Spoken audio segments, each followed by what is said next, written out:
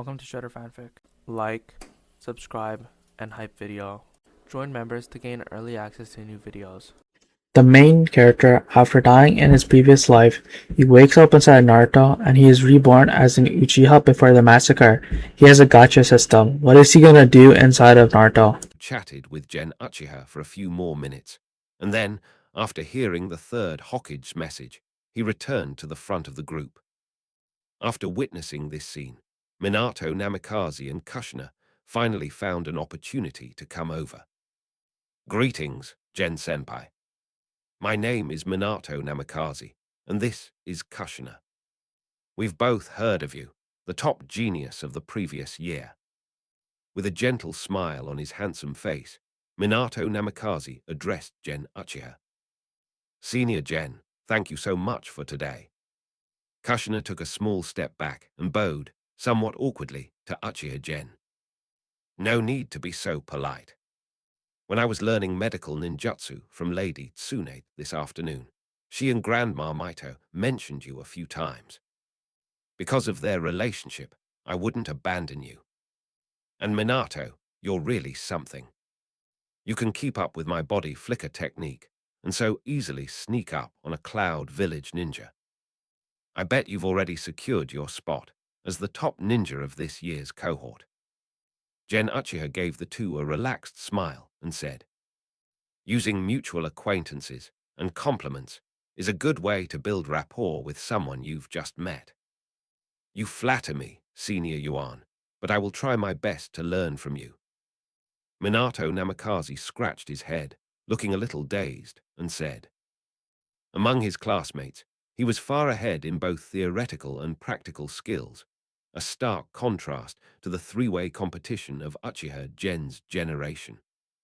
Taking the top spot is definitely a sure thing for him. Then I congratulate you in advance on becoming the top graduate, Minato.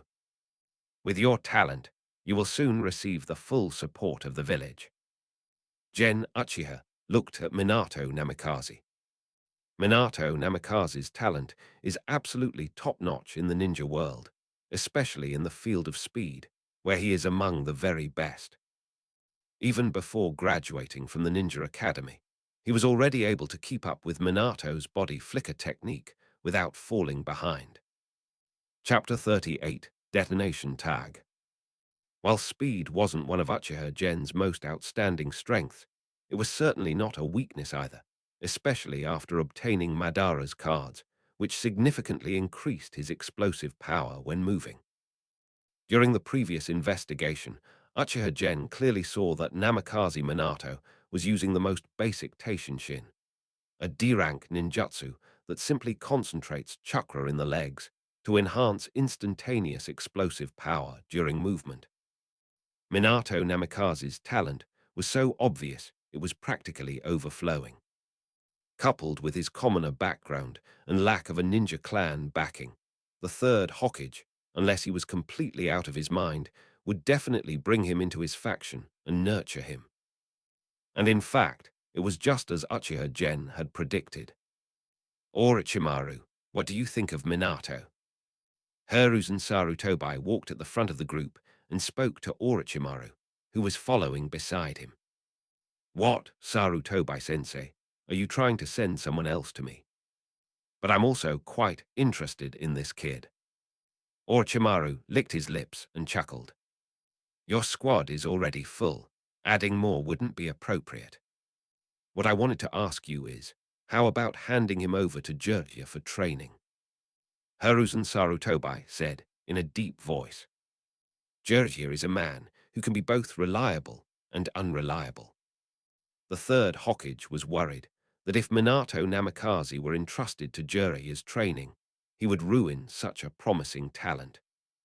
Today I handed the team over to Jiraiya to lead. You can ask them how well Jiraiya is teaching them. Yes, it will be a good thing if Jiraiya had sufficient teaching skills. The third Hokage nodded slightly, planning to go back and ask his son later. I have witnessed Yan Jun's progress recently, but I did not expect Uchiha Gen to have made even greater progress. Orochimaru, It seems that you have also learned my skills in teaching disciples. Saru Tobai Sensei, his progress has exceeded my expectations. Perhaps it's due to the changes brought about by his recently awakened Sharingan. Orochimaru shook his head. According to his estimation, although Uchiha Gen had made considerable progress, he shouldn't be that strong. After all, Uchiha Gen had only recently drawn the young Madara character card. No matter what, his current abilities are inseparable from your guidance. If Jiraiya didn't mentor him well enough, I hope you can also help guide this child. The third Hokage still holds Orochimaru's teaching abilities in high regard. Orochimaru's eyes narrowed instantly. Is it a year from now, or? Ahem. I suppose you've noticed as well. This year's fifth-year Ninja Academy students will have to graduate early. Given the actions of the hidden Cloud Village, even if someone wanted to negotiate to alleviate the pressure of the war, it would be impossible for them to agree. The war between Konoha and Kumagakure will restart due to the failure of peace talks, and it will enter a high-intensity state from the very beginning.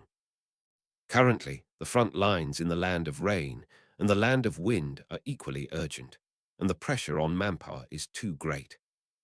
Not only will your group, who just retired from the front lines and rested for a month, have to go back, but even the new generation of ninjas will have to go to the front lines to replenish manpower. At that time, the high-level meeting will likely pass a resolution to allow Senior Ninja Academy students to graduate early. But what made me make this decision wasn't any of that, but Danzo. Danzo. A flash of understanding crossed Orochimaru's eyes. The members of Danzo's route are all assassins whose emotions have been almost completely erased. No ninja clan would be willing to send their own child with outstanding talent into them. So he either pulled his own Shimura clan into the group, or he set his sights on commoners, especially orphans. Minato Namikaze perfectly met all of Danzo's needs, especially his overflowing talent, which Danzo couldn't possibly resist. Yes, I noticed this child 2 years ago. His personality is not suitable for Root. If he goes there, Danzo's training method will only destroy his spiritual energy. In terms of personality, I think he is most compatible with Jiraiya. Before he graduates, I will shield him from Danzo's covetousness. After graduation, it will be up to you to nurture these exceptionally talented children. When I grow old, they will become flourishing branches, helping you support the village. Hiruzen Sarutobi said meaningfully to Orochimaru. Orochimaru understood what the former meant. He could sense that the third Hokage was truly grooming him to be his successor and the future Hokage. But Naruto.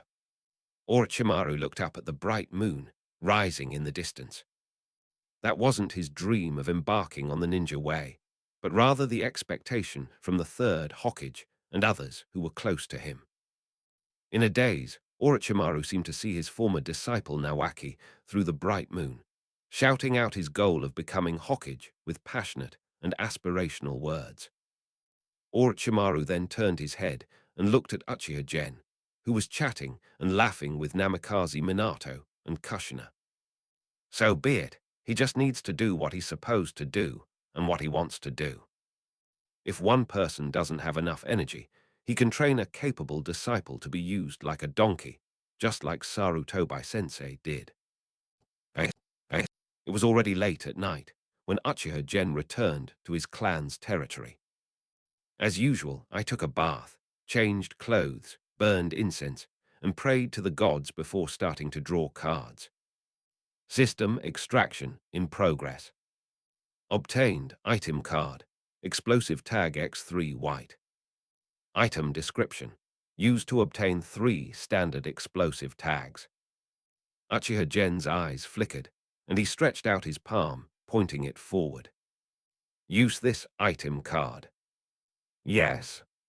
3 white explosive tags with red borders were neatly placed in front of Uchiha Gen. Just standard detonating tags. Tusk, not bad. They're worth quite a bit of silver. Gen Uchiha's expression seemed satisfied. Although it's a white prop, it's already a high-quality white prop. There are actually many different types of detonating tags. The 3 explosive tags he drew were the classic white and red type. Although there were only 3, they were quite expensive, and if used properly, they could have a remarkable effect. The next day, although the negotiations broke down and Orochimaru's mission should have ended, he did not return to the team. Instead, he served as the leader of the Jonin squad, assisting the Hokage in a series of war-related matters. Orochimaru's team will still be led by Jiraiya for training for the time being. It was quite obvious that everyone could feel the tense atmosphere in Konoha village. Ambu ninjas could be seen running through the streets and alleys, and on rooftops and corridors, delivering messages from the Hokage. Orochimaru did not reappear in the group until the morning of the 3rd day. However, Orochimaru did not continue training them. Chapter 39, Dragon Cave. I'm here today to deliver a notice, and also to give you some other things. Orochimaru crossed his arms and addressed the 3 Uchiha Genji. Because the village is currently facing enormous pressure on 3 fronts, after research and appointment by the 3rd Hokage and the Elder Council, your batch of genin will also be incorporated into the combat team. You will assemble in 5 days and go to different battlefields in batches. A slightly hoarse voice reached the ears of the 3 disciples. Orochimaru looked down at them, observing their expressions. Sarutobi Enjun was excited, Yuzuki Ruri was nervous, and Uchiha Gen was deep in thought. Uchiha Gen had actually mentally prepared himself for going to the battlefield the moment he graduated. No true hero is forged in battle. Going to the battlefield was something that ninjas of this era had to go through. It was just a matter of sooner or later, and it was unavoidable. Orochimaru-sensei, which front are we going to? Which unit are we going to join? Gen Uchiha asked Orochimaru.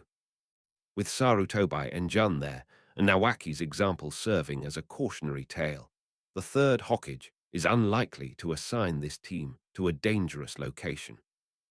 In the direction of the Land of Rain, the 3 of you have been assigned to the Strategic Support Force. You won't be on the front lines, but it is still a front line, and the danger there is no less than in the village. When I'm not there, the squad will be under the tactical command of Gen, cooperating with other squads. Orochimaru responded. Although he hasn't reached his peak yet, he is already a top-tier expert close to cage level, unlike ordinary Jonin. This level of combat power will absolutely not be wasted. The 3rd Hokage has other plans for him and will not put him with genin like Uchiha. As he spoke, Orochimaru summoned a snake and spat out a scroll. This is the contract scroll of Ryuchi Cave. Use your blood to leave your names on it, and I will notify the snake sage in the cave to activate the reverse summoning technique to bring you in.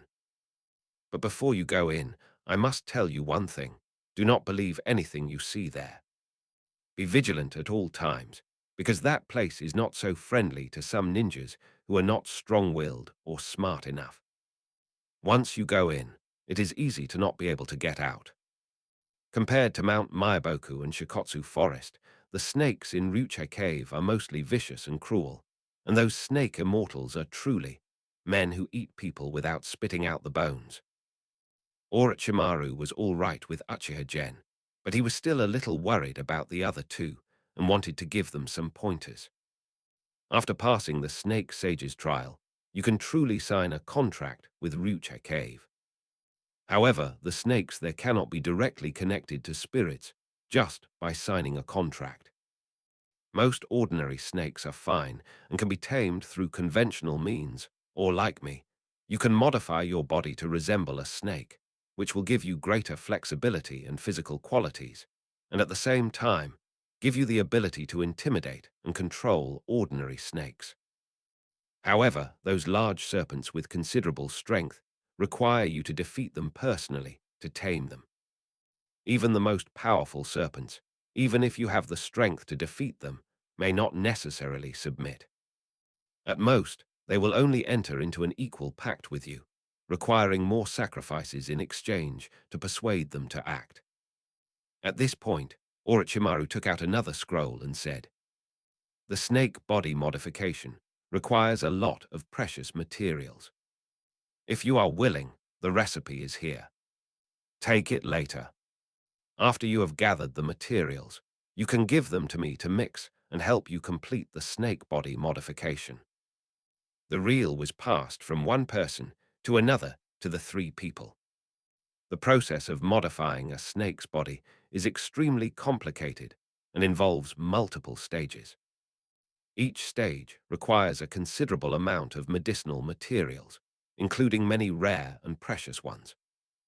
Orochimaru only managed to perfect this secret technique with the help of his teammate, Tsunade. However, each modification can enhance flexibility and elasticity to a certain extent, and also increase endurance, explosiveness, and agility, as well as enhance resistance to most toxins. However, even Orochimaru himself has not yet fully completed the transformation. If he could, he would be like the Orochimaru in the original story, who was over 50 years old, able to stretch his neck very long and leap more than 10 meters to bite people. The first few stages of the transformation process were all right. Although it required a certain amount of resources, even the most mediocre-born Yuzuki Ruri among the three had the support of a ninja clan behind her. After becoming Orochimaru's disciple, she must have received strong support from her clan. It just took a little more time. The real challenge of this secret technique lies in the quality of the chakra and the ninja's own will. The secret techniques created by Orochimaru are not simple things. Even this kind of secret technique, without side effects, can easily fail to be modified if the ninja's quality is not up to standard. Now it's almost time. Are you all ready? Orochimaru suddenly spoke to the three of them. What? Is everything ready? Gen Uchiha was taken aback. Then a sense of calling came over him, and he realized that it was a reverse summoning from Rucha Cave. Goodbye, Orochimaru-sama. Before he could finish speaking, the call suddenly intensified, forcibly summoning Genji Uchiha back to him. Division. Bang! A thick cloud of smoke dissipated, and Uchiha Gen instinctively gripped the hilt of his ninja sword at his waist with his right hand, warily scanning his surroundings. The surroundings were shrouded in fog, so thick that it was difficult to see with the naked eye. One could only see things up close. A pair of Sharingan eyes quietly opened, and sensory ninjutsu spread out as well. In an instant, Uchiha Gen found Sarutobi Enjun and Yuzuki Ruri, who had been summoned earlier than him, not far away. His current strength is greater than that of his two teammates, so his resistance to reverse summoning is naturally stronger. He is not completely powerless to resist until the other party in the summoning increases its chakra output, at which point he is forcibly reverse summoned. This is actually why a 1,000-year-old giant serpent like Manda dared to demand offerings from Orochimaru, because he truly has the ability to refuse Orochimaru's summons. The snakes in Rucha Cave don't have the same good temper as the toads of Mount Myaboku, so even Orochimaru often has no choice but to accept it. However, this time, the one who reversed the summoning of Uchiha Gen was the snake sage of Rucha Cave, who had mastered Sage Mode. He was a high-ranking member of Rucha Cave, whom even Orochimaru could not form a contract with, and his strength was far superior to that of Uchiha Gen and others. Not only could it directly reverse its communication to this place, but it also prevented Uchiha Gen and others from finding its trace. But one thing is certain, she must be watching them from the mist nearby. Thanks to Orochimaru's warning before departure, everyone in the team became more vigilant. Chapter 40. The Trials in Rucha Cave. After reuniting, Sarutobi and Jun and Yuzuki Ruri spontaneously formed a core group led by Uchiha Gen and proceeded step by step into the depths. With the Sharingan and sensory ninjutsu, Uchiha Gen was naturally the first in the team to sense danger and the most capable of blocking it. Sarutobi and Jun and Yuzuki Ruri, being slightly weaker, naturally stayed behind to provide support and cover the flanks. Unbeknownst to many, Uchiha Gen had already truly become the core of this team. Not far ahead, faint lights began to appear. Upon closer inspection, it turned out to be a magnificently decorated palace. On the plaque atop the main hall, the three large characters, Longdi Cave, are engraved in gold on a black background. Uchiha Gen glanced at the plaque, then looked around, the Tomo in his Sharingan slowly turning. The absence of flaws does not mean it is not an illusion. After all, his Sharingan is currently only at the single Tomo level. Although it provides an advantage in Genjutsu, it is not enough to suddenly leap so many levels and possess the ability to see through enemies whose strength is far superior to his own. Orochimaru just said not to believe anything you see here. If it were any other Uchiha, they would have believed in everything they saw with their Sharingan without a doubt, and after thinking they had seen through everything, they would mutter something like, "Hate the fate of those without the Sharingan." Historically, quite a few Uchiha clans have suffered setbacks because of this, including some extremely powerful ones. Orochimaru knew that Gen Uchiha had awakened the Sharingan, yet he still issued this warning, which actually explained everything. Perhaps due to preconceived notions, Gen Uchiha managed to spot some discrepancies, but couldn't quite put his finger on what they were. Sensing the approach of the three-person team, the wide palace gates suddenly opened, and a green-haired woman with a dignified face, a cool temperament, and dressed in palace attire stepped out. This humble woman is Princess Tianxin. Greetings to the three of you. Please come in. Princess Tianxin smiled gently at the three of them, then gracefully pointed into the hall, leading them inside. Please rest here for a moment. I have already informed the White Snake Sage. As long as you pass the test, you will soon be able to successfully sign a contract with Rucha Cave and gain great power, just like your teacher Orochimaru. The long table inside the hall was laden with food, its aroma wafting through the air, seemingly possessing a special power to entice desire in others. Even people who weren't hungry before will find themselves developing an appetite under this influence. Yuan Wei. Sarutobi and Jun looked at Uchiha Gen and asked for his opinion. Don't eat it. Uchiha Gen didn't explain, he just quietly uttered a few words, then stood there, his Sharingan flashing red light as he surveyed the hall. Sight and smell can be affected, so it seems that the illusion magic in Rucha Cave has its merits. It is good. Sarutobi and Jun nodded emphatically. He and Ruri Yuzuki thought that Gen Uchiha's Sharingan had seen through some flaw. And it seems that Princess Tianxin also thinks so. Hey, your Sharingan at this stage shouldn't have this kind of insight.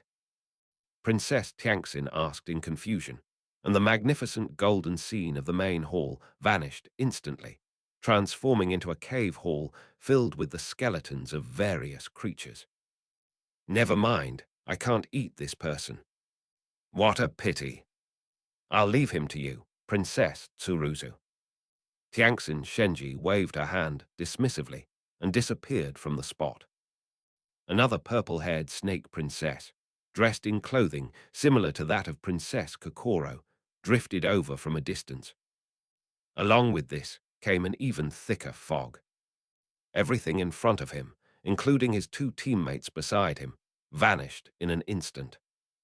Uchiha Gen's heart stirred as he saw a figure that was both familiar and unfamiliar emerge from the thick fog ahead. He was tall and handsome, but a scar on his forehead ruined the overall impression, making him look somewhat fierce.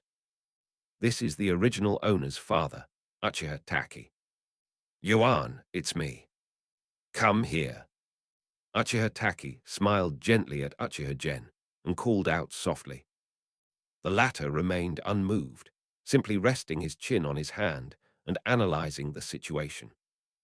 The snake princess here probably doesn't know that Uchiha Taki is my father, but I still saw it.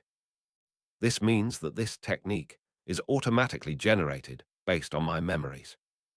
Its effect is similar to the Naraku sight technique, except that the latter directly makes people see the images they fear or do not want to face. Gen Uchiha stroked his chin and used his Sharingan to examine the flow of his own chakra. Fortunately, this technique wouldn't be too difficult for him to break. Its purpose was actually the same as that of the previous Tianxin Shenji, to test his inner self. It seems that Orochimaru's previous arrangement for Jiraiya to train his two teammates' resistance to Genjutsu was all for this very moment.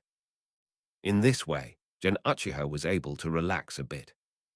All of this was within Orochimaru's calculations, which meant that his two teammates should be safe at this moment. The three sacred mountains are mutually reinforcing and mutually restraining, and the relationship between the three holy lands is even more subtle. Since the toads of Mount Myaboku are restrained by the snakes in Ryucha Cave, it means that they will also try to find a way to resist this restraint. Perhaps after being trained in toad power, they will have a miraculous effect on resisting the illusions in Ryucha Cave. Thinking of this, Uchiha Gen immediately formed hand seals and, using the Sharingan's ability to see through the flow of chakra, forcibly disturbed the chakra and broke free from the Genjutsu's restraints. When he opened his eyes again, he was still in that mist, and his two teammates were still behind him, but they were still squinting and their chakra levels were fluctuating. They had obviously realized that this was a Genjutsu and were trying to break free. It shouldn't be long before they wake up. On the battlefield, that would be enough time for the enemy to kill them dozens of times, but here, it's certainly enough to pass the test. So he did wake up after all. I was wondering what it was like to have the Sharingan activated by an Uchiha compared to other ninjas. As Tsuruheim floated in midair, she looked at the awakened Uchiha Gen, and her mind went blank. The latter raised her head, looking at the seemingly dignified but cruel Snake Queen, and asked, "Is there another test?" "Yes, Princess Takanoshin tests greed and temptation. I test willpower and reason, and Princess Ikikishima tests thinking and wisdom. If you fail the test, you will become our snack." "Hey, you don't look stupid. You won't be eaten by that idiot Princess Ikikishima, will you?" Greed and temptation, will and reason, thought and wisdom. Gen Uchiha nodded slowly. Judging from the previous two tests, the difficulty level is acceptable. Chapter 41, The White Snake Immortal's Misjudgment. It's not so low that any Tom, Dick, or Harry can enter Ryucha Cave and sign a contract, nor is it so high that only exceptionally powerful individuals can sign a contract. Anyone who possesses the most basic mental qualities to become a strong person, or who already has some of the abilities of a strong person, has a good chance of passing the test of Ryucha Cave. In the original timeline, there were only 4 people who officially became contractors of Ryucha Cave in Shippuden: Orochimaru, Kabuto Yakashi, and Sasuke Uchiha. They were all extremely powerful ninjas. Even the weakest one, Anko Mitarashi, was still a special jonin. However, she encountered Orochimaru's defection during the most important stage of her growth. He refused to follow Orochimaru, and because of his status as Orochimaru's disciple, he was politically suppressed by the Konoha leadership and could not be trained. In the end, he was like a wasted talent, becoming an ordinary ninja whose strength was neither good nor bad. The 3 holy lands are actually the same in this respect, except that Ryucha Cave's methods are much more brutal and direct. A dozen seconds later, Ruri Yuzuki opened her eyes, her gaze unfocused for a moment. Zos. Was that really an illusion? Yes, now we just wait for Flame Falcon. As soon as he finished speaking, Sarutobi Enjun opened his eyes, just a few seconds later than Yuzuki Ruri. He is slightly less resistant to illusions than Ruri Yuzuki, but overall, he is still competent enough to withstand the test. So now, this should be the final test, right? Gen Uchiha raised his head and looked at Princess Tsurugi. Tusk, this is boring. Your test is probably useless. You might as well play with your jigsaw puzzle. The latter looked into the mist and shouted, "Oh well, why don't you try and see?" A snake princess, in the form of a lowly, floated out of the mist. The last of the three great snake princesses of Rucha Cave, Princess Ikikashima. The lowly snake princess held her head in her hands, floating in the air like she was swimming on her back, pointing into the mist. There is a maze I meticulously designed there. If you can find your way out, you will meet the white snake immortal and complete the final test. A maze. That's easy. I remember a trick. Just keep going right, and you can get through any maze. Sarutobi Enjun exclaimed excitedly. HMPH, I've heard of that too. You can always give it a try. The lowly snake princess giggled. Uchiha Gen took a compass out of his ninja tool pouch and noticed that the magnetic field here was disordered, causing the needle tip to dart around erratically. He looked up, carefully checking the direction, and then said, "Go in and follow my instructions." The group quickly entered the maze and reached the exit in less than 2 minutes. See, I told you it wouldn't work. Maybe you could get off by using your jigsaw puzzle. At least you've succeeded before. Princess Tsuratsu spread her hands. How could this happen? The lowly snake princess was sullen. Although she could freely alter these inorganic substances and easily create a maze by using the Dragon Cave immortal technique, it was quite frustrating that it was cracked so quickly. Yuan, how did you do that? You got out so quickly. Sarutobi Enjun exclaimed in amazement to his companion. It's very simple. It's actually an upgraded version of your left-hand rule. After choosing a direction, go in that direction as much as possible. When you encounter a dead end, use your left-hand rule again, turn right and walk along the left wall until you turn into the same direction as you initially chose. Then you can continue the previous operation. This method may not be able to solve all the mazes, but it is definitely sufficient to handle the vast majority of similar situations. Uchiha Jinjuro closed the map he had just drawn, looked at the pavilion that appeared in the distance, and said to Sarutobi Enjun. He happened to have seen this maze algorithm called Pledge in his previous life. It can be used to solve most mazes, but it requires the user to have a strong spatial memory and orientation ability.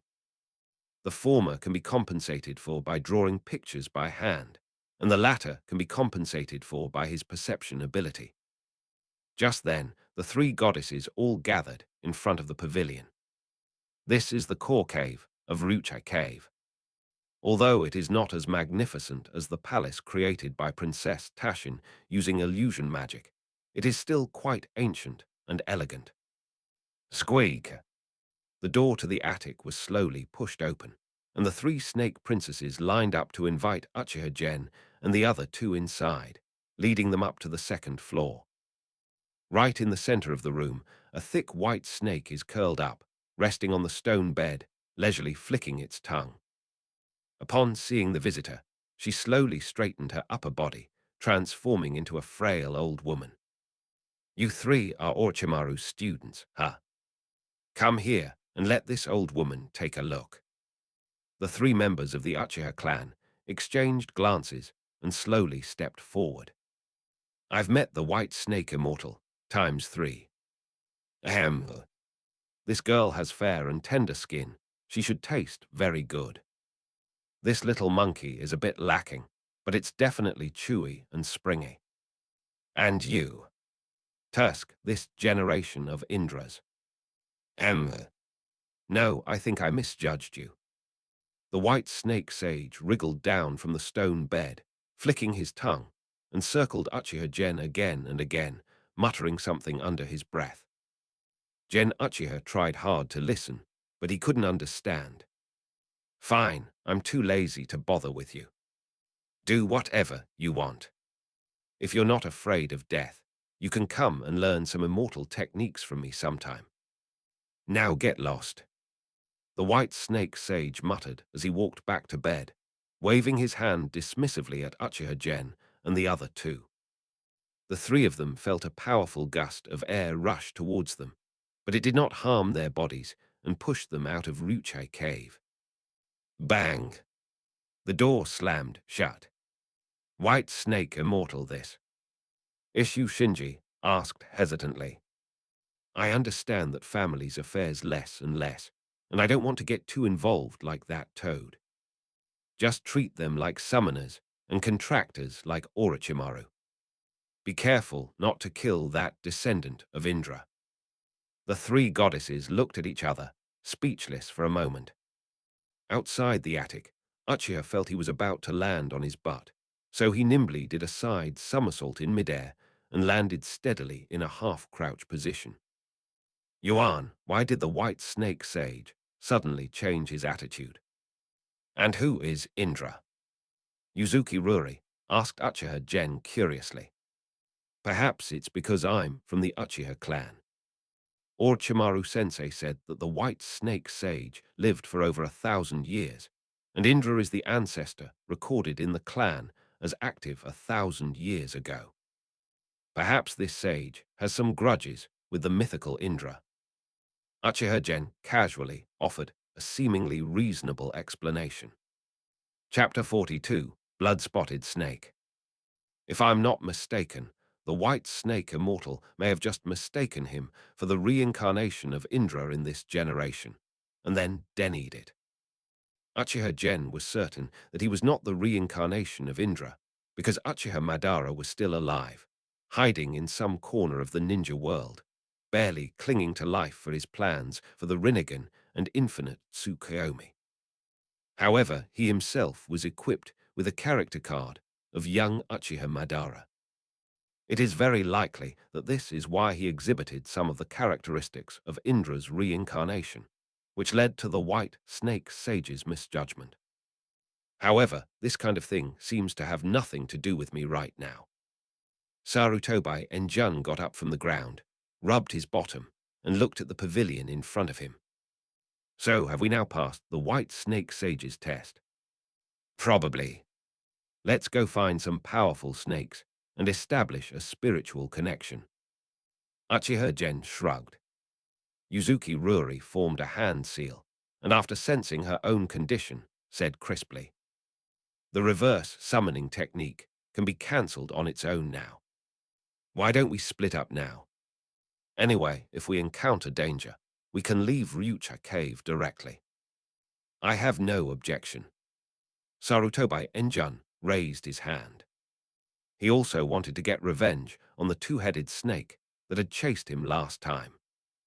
After a month of grueling training under Orochimaru's tutelage, and with occasional extra instruction from the third Hokage, Sarutobi Enjun's strength had improved dramatically compared to that month, and he was confident that he could now contend with the two-headed giant snake. All right, let's disperse here and go our separate ways. Gen Uchiha nodded slightly. This makes it more efficient. The three figures vanished in an instant, each heading off in a different direction. The area of Yongji Cave is surprisingly large. This place is home to countless snakes, with a unique ecological structure and abundant natural energy, which can even support powerful summoning beasts like Manda and Shinya, who have the ability to intervene in cage-level battles. If possible, Gen Uchiha would also like to sign a powerful summoning beast, but it is obvious that he would be lucky to avoid being swallowed whole by a snake of the Manda caliber, let alone make a contract with it. Regardless of size, if he saw a snake on the road that was strong enough, Uchiha would capture it, subdue it with his strength, and then leave his personal mark on it. Weak snakes can be forcibly summoned, while slightly stronger pythons will submit to Uchiha due to his power and the contract. However, what Uchiha really wanted were some giant snakes. Forget about the level of Manda or the level of Aodar. Even a snake of the same level as the one Orochimaru controlled in the Forest of Death would be quite good for him. Like that black-scaled serpent from last time, although I used tactics to drive it back to Rucha Cave in a minute, it was still quite capable of fighting and holding its own. After all, summoning beasts have limited abilities.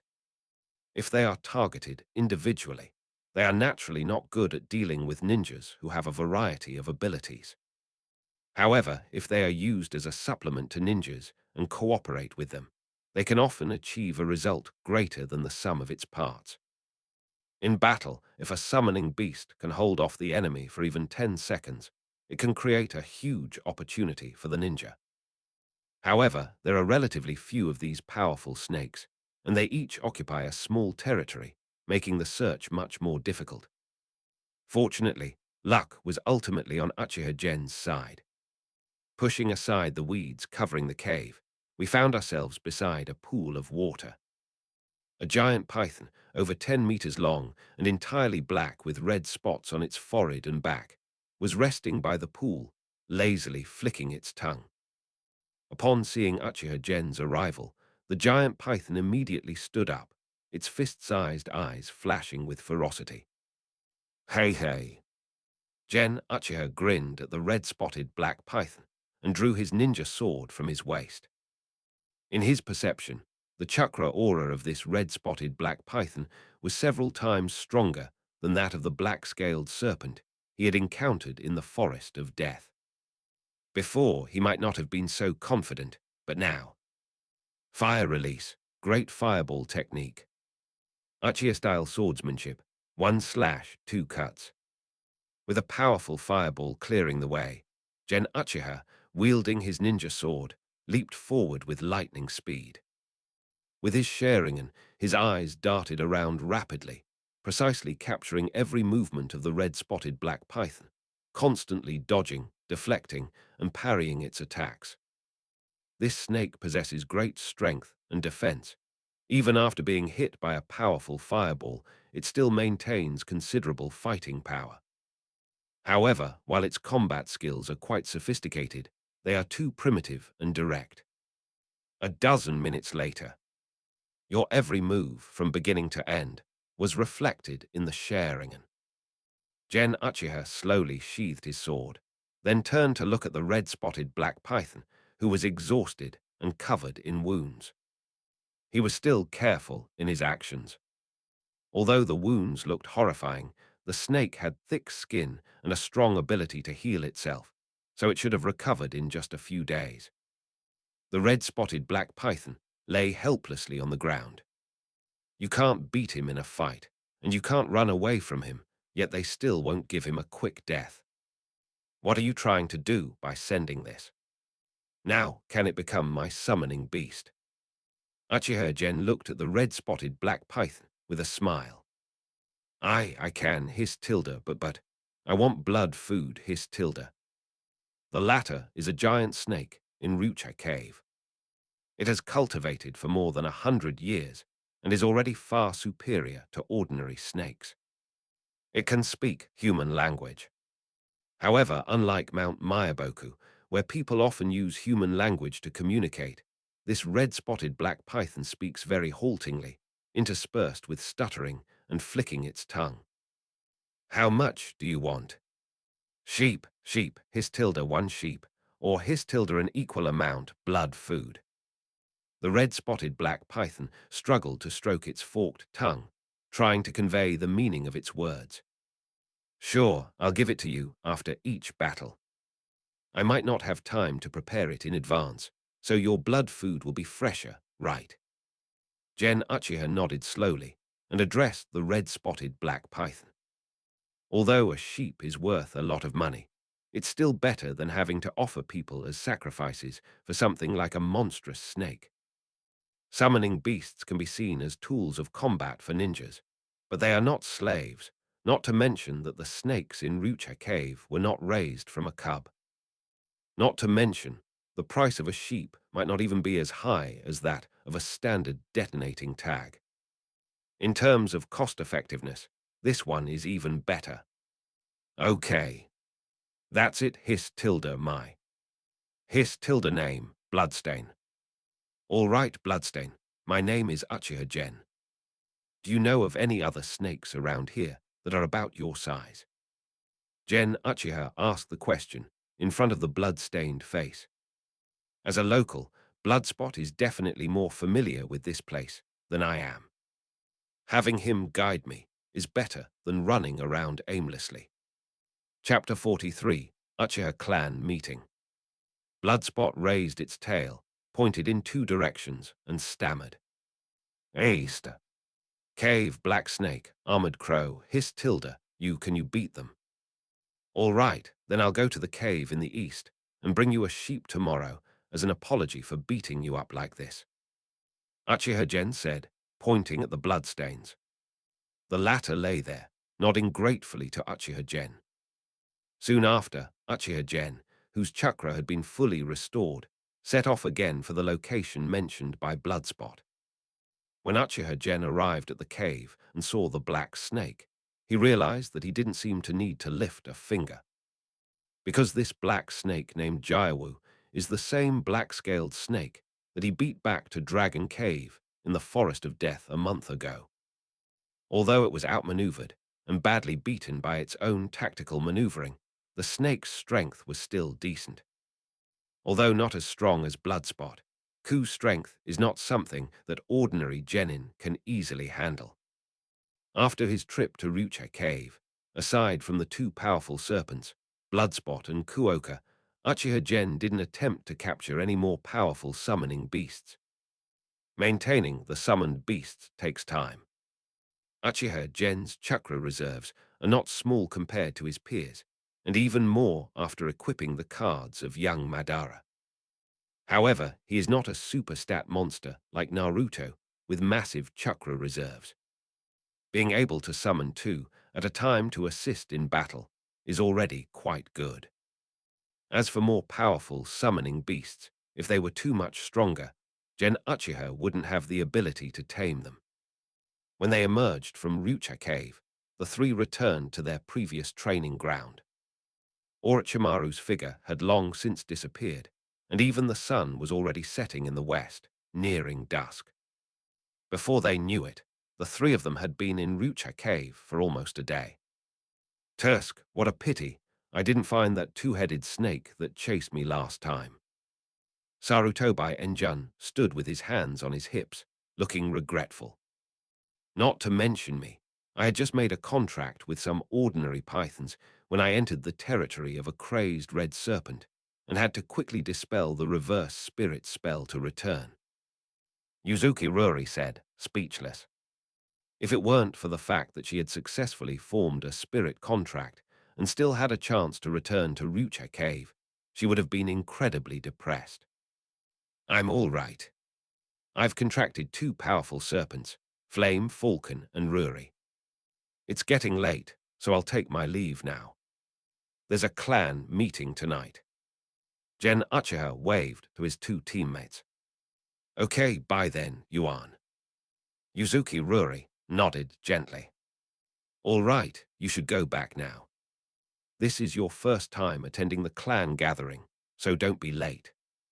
Sarutobi Enjun pretended to be serious, but actually stole a glance at Yuzuki Ruri, and a hint of joy involuntarily appeared between his brows. Great. Now we can naturally move into our own little world as a couple. Uchiha Gen watched this scene unfold, chuckled to himself, and then turned and walked towards the location of the clan's territory. Those who can't get what they want are called licking dogs. Those who can get what they want are called wolf warriors. Sarutobi Enjun is currently in a state of wolf-dog duality, being both wolf and dog. Ruri Yuzuki is actually a very clever teammate. On the surface, she seems to be slowly getting closer to Enjun's Saru Tobai, but in reality, she is able to maintain a proper distance. While I'm still a bit naive when it comes to tea ceremony, it's quite effective against innocent types like Saru Tobai Enjun. It's like a carrot hanging in front of a donkey's head, seemingly within reach, but always just out of reach. What we can't have is always the best. As the son of the Hokage, Sarutobi Enjun has a special status. For Yuzuki Ruri, this is the choice that maximizes the interests of herself and her family. Things that are easily obtained are cheap to people of high status who don't know how to cherish them. But you can't create too much distance between you, lest they give up on them. However, Gen Uchiha didn't seem to care much about whether the relationship between the two would affect the normal operation of the team. Because Ruri Yuzuki is smart enough to know how to behave appropriately. Everything she can do must be done without affecting the team. Whether it's the third Hokage, Sarutobi Enjun, the Uchiha clan behind Uchiha Gen, or Orochimaru, who possesses near cage-level strength, they are all behemoths that Yuzuki Ruri and her small clan cannot afford to offend. It's a little past 5 p.m. now, and the clan meeting starts at 7 p.m., so there's still some time. Uchiha Gen first ate a meal at a snack shop in the clan's territory, then returned home, took a shower, and changed into his most classic outfit. She wore a grey-blue cylindrical high-necked long coat, grey loose trousers with leg bandages tied at the ends, and open-toed ninja gaiters. On the back of the garment is a striking red and white fan-shaped family emblem. It's almost time, let's go. Gen Uchiha examined his own energy and spirit in the mirror for a while, then kicked open the door and strode confidently toward the Naga shrine. Along the way, several clansmen dressed similarly to Uchiha, Gen also came out and headed towards the same spot. The Naka shrine, located on the banks of the Naka River, became the site where the Uchiha clan held clan assemblies and offered sacrifices to their ancestors after they moved from their former clan homeland to Konoha. Yuan, come to this old man. Beneath the towering golden statue of Indra, the Grand Elder glanced at his cane and addressed Uchiha Genji. Elder, Sister Makoto. Uchiha Gen ran up to the statue and greeted it. Yes, the order of the clan meeting is determined by the Sharingan and ninja level, as well as the time when they awakened their Sharingan. When you go in later, you should be seated in the last row. After giving a few instructions to Uchiha Gen, the elder waited quietly in place. The remaining Uchiha clansmen entered the Naga shrine one after another, until the 7 o'clock bell rang and the shrine gates slammed shut. The shrine immediately fell silent, filled with solemnity. A man with slightly graying beard and hair, who looked to be about 50 years old, held a long incense stick and offered incense to the golden statue of Indra, the ancestor of the Uchiha clan. Fugaku Uchiha stood quietly to one side. The person offering incense to Indra is none other than Uchiha Hisasu, the current head of the Uchiha clan. After offering incense, he bowed to the golden statue of Indra, and the rest of the clansmen followed suit in unison. Gen Uchiha reacted quickly, and with the elder's gesture prompting him, he also bowed in unison. After bowing, Uchiha Hisasu leisurely rose and pressed a mechanism on the altar in front of the statue. Chapter 40, for Clan Chief. A wide tunnel then appeared before the tribesmen. Uchiha Gen followed beside the Grand Elder, standing at the front of the line, and slowly entered the tunnel. At the end of the tunnel was the secret chamber where clan meetings were held. The secret chamber was quite spacious, more than enough to accommodate these enlightened clansmen, but it was still not as large as the main hall of the Nanga shrine outside. When the crowd is gathered, the view is much clearer than when they are scattered outside. Throughout the entire Uchiha clan, there are approximately 200 members who have awakened their Sharingan. Among them, there are about 30 Jonin Uchiha who have awakened the 3 Tomo Sharingan. The entire Hidden Leaf village currently has no more than 200 Jonin, so you can imagine how valuable these 30-odd Jonin from the Uchiha clan are. In the ninja world, the only ninja clan that can rival the Uchiha in the number of Jonin is the Hyuga clan, which is also a top-tier clan in the ninja world. The key point is that Uchiha with Sharingan are generally stronger than ninjas of the same level. Uchiha with 3 Tomo Sharingan only need to hone their eye power and be able to skillfully use the series of abilities of the 3 Tomo Sharingan. Not every one of them can become an elite Jonin, but they all exceed the average level of Jonin.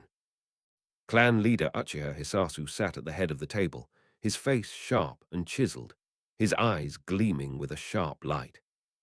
The first elder sat at the head of the first row below, with Uchiha Yu on his side, and the third elder, Uchiha Hai, on his side. The 3 elders are the second highest level of management in the clan after the clan leader. The eldest elder holds the highest position, in charge of the clan's education and inheritance and resource allocation. He has the power to enforce clan rules and is the clan leader's deputy in managing clan affairs. The second elder is the clan leader's deputy in the police department, while the third elder is responsible for other matters, such as the clan's external intelligence channels, business operations, and internal production. Seeing that everyone had arrived, Uchiha Hisasu, who was sitting at the head of the table, immediately spoke. This month, the clan has gained one new member who has awakened the Sharingan, Uchiha Gen. Uchiha Gen, who was sitting at the very end of the last row, suddenly stood up, opened his single Tomo Sharingan, and showed it to all his clansmen.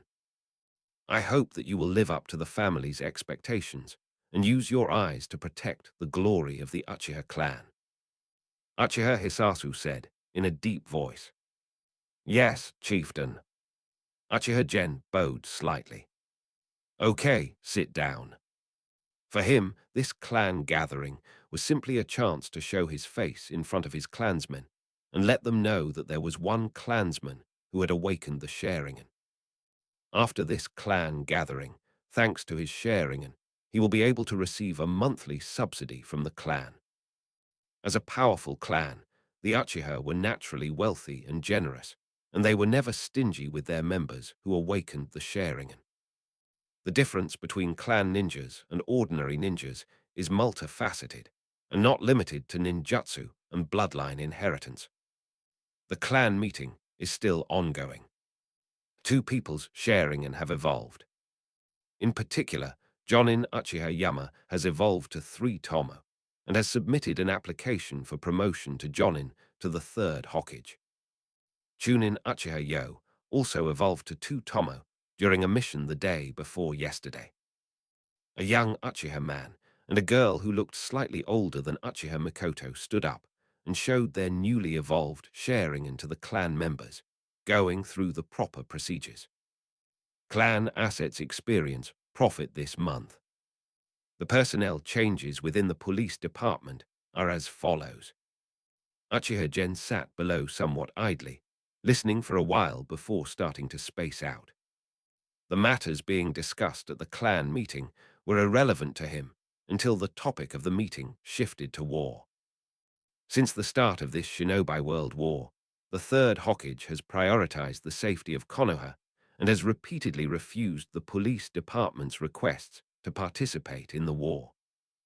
A small number of clan members who are not affiliated with the police department have also not received orders to participate in the war. Looking at the vast group of elite Uchiha before him, Uchiha Hisasu spoke.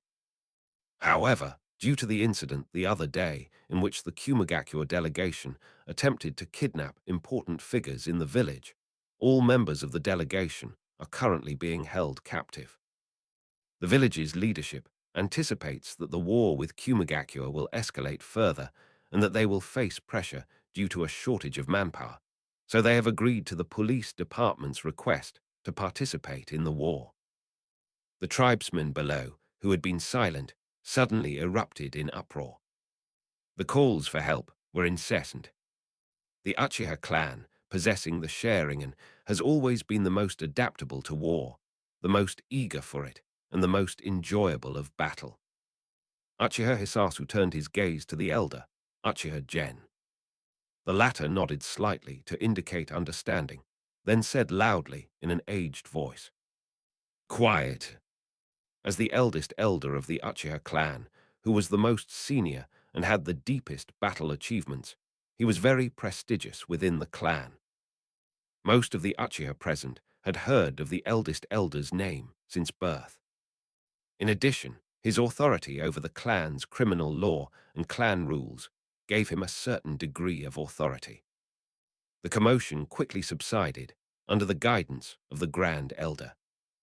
The elder tapped the ground with his cane. "Listen to the clan leader." Uchiha Gen sat cross-legged at the back, watching this scene with a thoughtful look in his eyes. It seems that Uchiha Hisasu, the clan head, doesn't have much prestige within the clan and needs the help of Uchiha Gen, a highly accomplished elder, to barely keep the clan members in check. That's true. They all have the three-tomo Sharingan. You, Uchiha Hisasu, have neither awakened the Mangekyou Sharingan, nor are you a cage-level powerhouse. You don't have the strength to subdue other clan members of similar strength. How could the other arrogant Uchiha possibly submit to you? It seems that Uchiha Hisasu's position as clan leader is precarious. At the very least, he cannot control all his clansmen. However, the number of participants is limited, and the clan cannot send every member to the battlefield. In addition, the normal work of the police department cannot be stopped. This is the basic premise for the clan's ninjas to participate in the war. Uchiha Hisasu said in a deep voice. Now, those clansmen who are not currently part of the police force but have received war deployment orders, rise. Of the more than 200 Uchiha, only a dozen or so clansmen stood up. The police department is full of Uchiha, and most of the Uchiha who have awakened their Sharingan are in it, but that doesn't mean that all Uchiha have joined the police department. Uchiha Gen was also among these dozen or so clansmen. Orochimaru had already informed them in the morning that the squad had been incorporated into the strategic support force heading towards the Land of Rain to serve as a second-line unit. Although we certainly won't be going to those dangerous places to carry out missions, it's still part of the war front, just not on the very front lines. Next, Elder will read out the list of frontline combat personnel arranged by the Elders' meeting. Yes, Chieftain. Uchiha Yu stood up, took out a form, and began to read aloud. The following clansmen are hereby temporarily relieved of their duties in the police department and will be deployed to the front lines as combatants. Chapter 45, Madara Uchiha's Armor. Kusu Uchiha, Fugaku Uchiha, Nobuki Uchiha. One by one, the names of the Uchiha clan members were read out. Both the clan leader, Uchiha Hisasu, and his only son, Uchiha Fugaku, were on the battle roster. The clan leader going to war has always been a tradition of the Uchiha clan. If Uchiha Hisahisa wants to suppress the other Uchiha clan members who are not convinced by him, he must demonstrate a performance on the battlefield that can overwhelm all the other clan members. If his son, Fugaku Uchiha, wants to become a contender for the next clan leader, he must also put on a sufficiently outstanding performance in this war. The three elders, however, all stayed behind. With Uchiha Kusu absent, both clan affairs and police work require the assistance of the clan leader's deputies to function properly.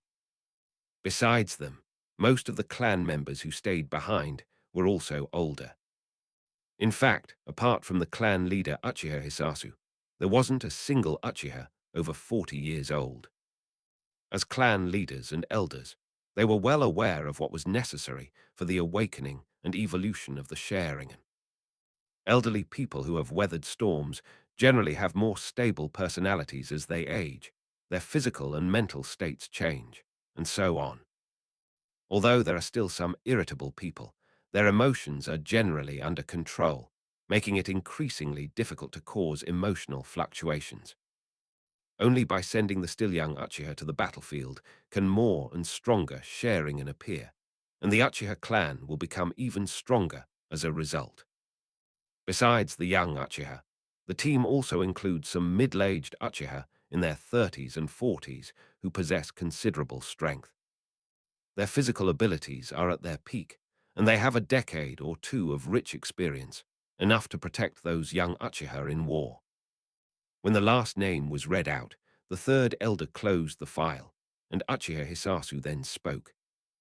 The above members must complete the handover of their duties within the police department by tomorrow.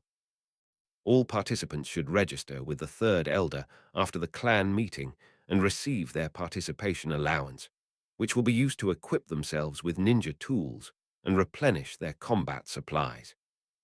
Issue subsidies. Given the Uchiha clan's consistent wealth and power, the amount of this subsidy was naturally substantial.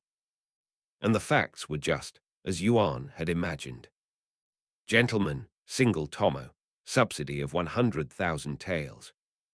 The third elder stuffed a thick stack of silver notes into Uchiha Gen's hands. 100,000 taels is equivalent to the income from carrying out a high-level B-grade mission. Even if other ninja clans were wealthy, they wouldn't distribute so much money directly to a low-ranking ninja. The Uchiha clan, while wealthy, also genuinely valued every clan member who awakened the Sharingan. Come with me. After the clan meeting ended, the first elder addressed Uchiha Genji. I have some things to give to you and Makoto. Gen Uchiha turned his head and met the gaze of Makoto Uchiha, whose bright, beautiful eyes shone through. Yes, Grand Elder, Grandfather. The two followed the elder all the way to a small building in the backyard of his house. My grandfather usually doesn't let me come in here. Mikoto whispered to Uchiha Gen. It seems that what they've given us is quite special. The latter said softly, because the things here were not suitable to be shown to people in the past, especially after that defection 30 years ago, it became even more sensitive, especially before the second Hokage and other older Senju elders retired.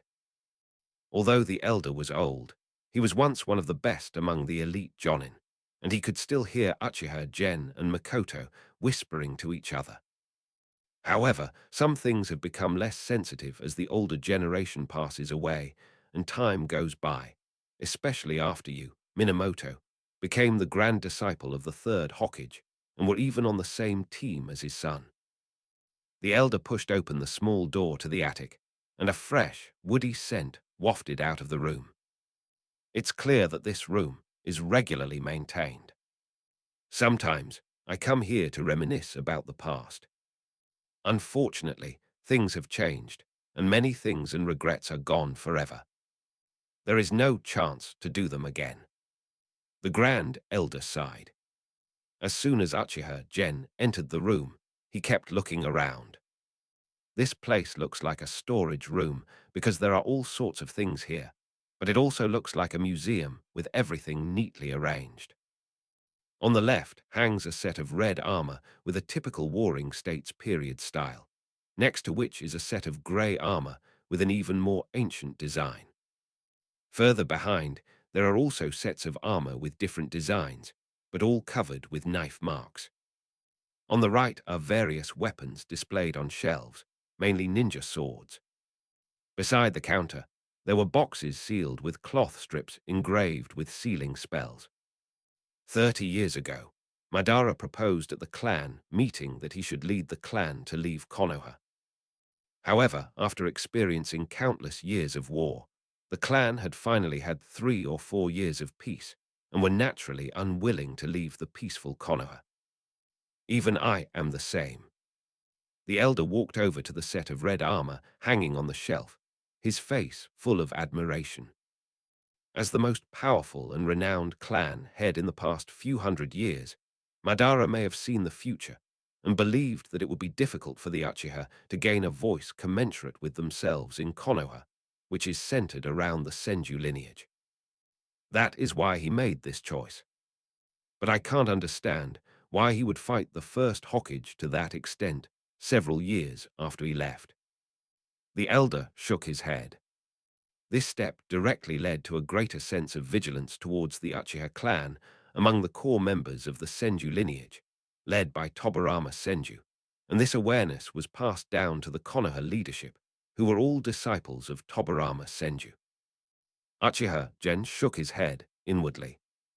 No, Madara's departure from Konoha wasn't because he was so smart as to see into the distant future decades in advance. He was simply misled. Is this armor the one Madara left behind? Mikoto Uchiha touched the battle patterns on the surface of her armor, which were composed of countless sword marks, and asked curiously. Yes, this set was used by Madara earlier. Later, because it was severely damaged and took too long to repair, a spare set was replaced. By the time it was repaired, Madara had already left. The set next to this is even older. It was used by the previous clan chief, Tajima. What I'm about to give you is also related to Chief Tajima. The elder turned his gaze away from the two sets of historically significant armors, walked to the middle of the shelf, and selected two ninja swords from them. Chapter 46, Orochimaru's Transformation. These two swords were used by the Tajima clan chief back then, and were later passed down to the brothers Madara and Izuna, who used them in their early years, although they changed to new weapons after they grew up. However, the materials and forging techniques of these two knives are extremely excellent, and they have been maintained by me and the previous Grand Elder. Even after more than 50 years, they are still of superior quality. The elder presented the two ninja swords to Uchiha Gen and Uchiha Mikoto. The moment he held the sword, Uchiha Gen inexplicably felt a sense of perfect harmony with himself. In an instant, Gen Uchiha knew that this sword was the one that had been passed down to Madara Uchiha. Madara used this ninja sword during his youth, so this sword was actually the most suitable for Madara's swordsmanship at that time. He is currently equipped with a character card of young Madara, and has recently absorbed a great deal of Madara's swordsmanship essence from his youth. His swordsmanship habits are also very similar to Madara's, which is why he has such a connection with this sword. Try pulling it out. The elder addressed the two of them. Clang! The two sword cries overlapped at that moment. A long sword gleaming with a cold light appeared, its bright blade reflecting Uchiha Gen's eyes. Beside her, Uchiha Mikoto gently stroked the blade of the ninja sword in her hand with her slender fingers. Judging from her gaze, she was clearly very satisfied with the sword. The elder watched this scene with a smile on his aged face, especially when he saw Uchiha Gen's posture with his sword, which resembled that of an old friend, and his smile deepened. The last time he saw Uchiha Gen sparring with Mikoto, he noticed that the ninja sword Uchiha Gen used was an ordinary one that cost tens of thousands of taels. From that moment on, he was thinking about getting Uchiha Gen a better sword. This one is perfect. Although it's not as powerful as weapons like the Thunder God sword, which are made of chakra metal, it's still a fine piece. Its sharpness and toughness are both top-notch, enough for Uchiha Gen to use until he becomes a Jonin.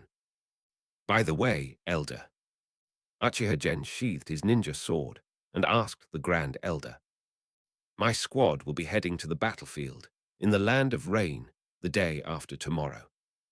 Coincidentally, our clan has also issued a batch of war subsidies. I'd like to ask how I should spend this money. We're going to the battlefield. Uchiha Gen went outside, found a stool, sat down, and leisurely began to speak. I have experienced the ninja clan wars of the Warring States period, and the large-scale wars between villages during the First Shinobi World War. But no matter which one it was, the most scarce resource on the battlefield was never weapons, but other supplies, especially medicine. Soldier pills that can restore chakra are of paramount importance. In the event of being in danger, being able to restore chakra in time is the key to survival. I don't need to elaborate on the importance of medicine. How many people didn't die on the battlefield, but in the treatment room? I've heard that you've learned some medical ninjutsu from Princess Tsunade of the Senju clan. But we still need to prepare. However, medicine prices have certainly risen considerably. I have some stock here, so I'll sell it to you at last month's market price. Thank you, Elder. Uchiha Gen expressed his gratitude. He could feel the old man's respect and care for him. If you're not in a hurry to go back, why don't you stay and have dinner with me tonight? It'll be a good opportunity for me to share some of my experiences from when I was younger with you and Makoto. Yes. Eh, eh. The dinner at the elder's house lasted until very late. When imparting his experience, the elder inevitably used some personal experiences as examples, and once the old man started recalling old stories, he would go on and on. Later, the elder even cooked a few side dishes, and while drinking, he recounted the glorious past. From his struggles and hard work during his time as Uchiha Tajima, his interactions with the brothers Madara and Izuna, to following them in battles against the Senju clan as an adult, to Izuna's death after being severely injured by Tobirama, to Madara's defeat and the establishment of Konoha, and then the beginning of his complicated relationship with Tobirama and others during the First Shinobi World War. The next day, Orochimaru's team reunited. Because the departure date was approaching, Orochimaru did not arrange the hellish training he used to receive. Hard training takes time to show results, but the team is leaving for the front lines tomorrow, so last-minute cramming won't be of much use and will only have a negligible impact on their strength. Therefore, Orochimaru arranged for the team members to practice and spar with each other in order to maintain a good combat readiness. However, Uchiha Gen's current strength has already fallen behind that of his two teammates. Neither Sarutobi Enjun nor Yuzuki Ruri were a match for Uchiha Gen when he activated his Sharingan and went all out. Orochimaru simply had the two of them work together to stop Uchiha Gen. Fire Release, Flame Bullet. Fire Release, Great Fireball. Two similar fire-style ninjutsu collided at this moment, and the scene that happened during the graduation exam of the Ninja Academy was now being replayed. This time, however, Sarutobi Enjun's fire release technique lasted for a shorter period of time, even though its power had significantly increased after Orochimaru's training. With his fire release technique broken, Sarutobi Enjun could only roll lazily and flee in a sorry state, trying to avoid the range of the great fireball. At that moment, the Tomo in Uchiha Gen's Sharingan quickly turned to his side, and with a simple Sengoku period ninja sword in his hand, he made a diagonal slash to block the attack from behind by Yuzuki Ruri. Konoha-style swordsmanship, Shadow Leaf. The two ninja swords clashed. Ruri Yuzuki knew that she would be at a disadvantage in close combat against Gen Uchiha, who had the powerful insight of the Sharingan. Therefore, after carefully exchanging a few blows with Gen Uchiha, she decisively withdrew before she was about to fall into his rhythm. Genji Uchiha could directly pursue and kill him, forcing him into his own rhythm. In that case, he could secure victory in just a dozen rounds. However, Sarutobi Enjun had already regrouped at this moment, summoning a small, thin monkey, transforming it into a long, thin iron rod, and charging towards Uchiha Gen. Let's go, Sarutaka. This monkey, like the third Hokage summoning beast, the Monkey King Enma, comes from a place called the Water Curtain Cave and is of the same kind. Over such a long period of time, it wasn't just Uchiha Gen who made significant progress. Sarutobi and Jun received more support from the third Hokage than he did from the Grand Elder. Chapter 47, Tailed Beast Transfer Ceremony. In order to ensure that Ruri Yuzuki can keep up with the team and not fall behind, and in order for the clan to escape the fate of being an ordinary small ninja clan like Utatane and Maitoman in the future, they will do their best and risk their resources to support Ruri Yuzuki. His Konoha-style swordsmanship has already reached a considerable level, and he has also mastered several water-style and lightning-style ninjutsu with good power and practicality. Judging from the current situation, he has indeed caught up with the team and is no longer a burden. He can also provide considerable assistance in battle. At least in this sparring match, without Ruri Yuzuki to restrain him, and Jun Sarutobi was definitely no match for Gen Uchiha. At the edge of the training field, Orochimaru stared at Uchiha Gen's dragon-like figure with his snake-like eyes, completely baffled. Something's not right. Just having the Sharingan shouldn't be enough to cause such a big improvement. Oh no, could it be that Jiraiya's teaching ability is really that strong? In less than a day, with just a little guidance, he has made such a big improvement. Was Jiraiya truly a genius in the field of teaching? Orochimaru slowly shook his head, overturning this conclusion. Jiraiya may indeed be a teaching genius, but it's also unlikely that Jiraiya was a teaching genius. Orochimaru believed that few people in the world knew this teammate better than himself. If he were to teach, he might be able to teach very well, and he would certainly be extremely meticulous.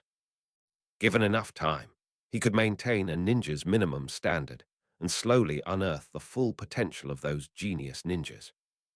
However, it would be unlikely that he could mentor a ninja in a short period of time and enable him to improve rapidly. Especially since that ninja was my student, Orochimaru, and all the parts that needed to be shown have already been shown.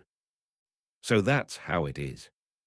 The Uchiha clan's foundation is indeed unfathomable. Orochimaru turned his gaze to the ancient-looking ninja sword in Uchiha Gen's hand. This sword is something Uchiha Gen couldn't afford with his mission earnings. No, even Orochimaru himself would have to put in a lot of effort to get such a fine, antique ninja sword. This sword could only have been given by a high-ranking member of the Uchiha clan. Orochimaru, as well as the third Hokage who had some interest in Gen Uchiha, knew that he was very close to the first elder, Gen Uchiha. Since this person had been saved by Tobirama Senju in the past and had always acted like a dove, and Gen Uchiha's state of mind had not deviated from their expectations, they did not interfere too much. After all, they also need Uchiha Gen to occupy a certain position within their clan in the future, so as to influence the Uchiha and reconcile conflicts. This skillful Uchiha-style swordsmanship and the ninja sword demonstrate the effort the Uchiha clan put into training the Genji. Therefore, it is highly likely that his strength improved rapidly after he awakened the Sharingan, which is also related to the Uchiha clan. Only this explanation can account for Uchiha Gen's recent rapid progress, which allowed him to leave his two teammates far behind. Just as Orochimaru was watching how Uchiha Gen dealt with the attack from his two teammates, a masked figure dressed in black appeared instantly beside Orochimaru. There is a top-secret temporary mission that the third Hokage gave to Orochimaru's team. The ANBU ninja swiftly handed the mission scroll to Orochimaru. Orochimaru's eyes narrowed when he saw the coded markings on the scroll. Top secret, high-level temporary mission. Apart from Orochimaru, the other three members of this team, including Gen Uchiha, are far from meeting the standards for carrying out this kind of mission. Why would they send the mission here so urgently? Orochimaru unrolled the scroll, read the contents, and then asked the ANBU ninja. When? Half an hour later, at the Senju ancestral home. Go back and report. We'll be there soon. Orochimaru put the mission scroll into his sleeve. The task was actually quite simple: guard the gate. The sealing and transfer ceremony of the Nine Tails is about to take place. Soon, Orochimaru stopped the three sparring in the training ground. Orochimaru-sensei, what happened? Seeing his two teammates struggling to breathe, Gen Uchiha asked Orochimaru a question. The third Hokage has ordered a top-secret, temporary mission, classified as Rank A. Let's go. Since it's only Rank A, we'll probably just be gatekeepers. Orochimaru waved his hand and said, "This mission is virtually foolproof, and there will be no unexpected events, because any unexpected event would have a huge negative impact on the entire Hidden Leaf village. For every ninja village, the handover of the Jinchuriki is of paramount importance, second only to the succession of the cage. For this reason, this mission was extremely important, and its level of secrecy was extremely high, reaching the level of top secret. Apart from the third Hokage and a few high-ranking officials who made the decision, no one knew the timing and specific details of the mission. Even Orochimaru, who was being groomed as a potential future Hokage contender for the next generation of Konoha's core members, was not entitled to know in advance. He was only notified half an hour before the start and had to rush to the Senju ancestral home. Rank A mission. Sarutobi and Jun's eyes lit up immediately. Are we finally about to embark on a high-level mission?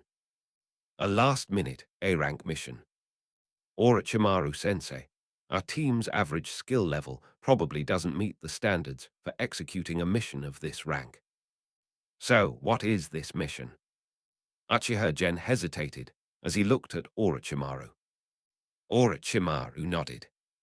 It's rather special because the mission location is the Senju family mansion.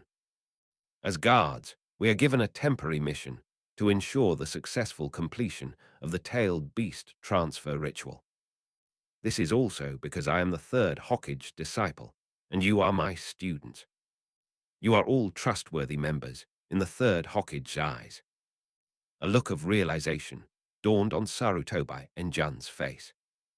He was, after all, the son of the third Hokage, so he knew a little about some things. Meanwhile, Ruri Yuzuki looked completely bewildered.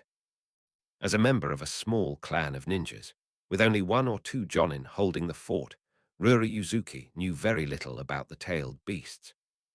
Seeing Ruri Yuzuki's expression, Orochimaru immediately explained.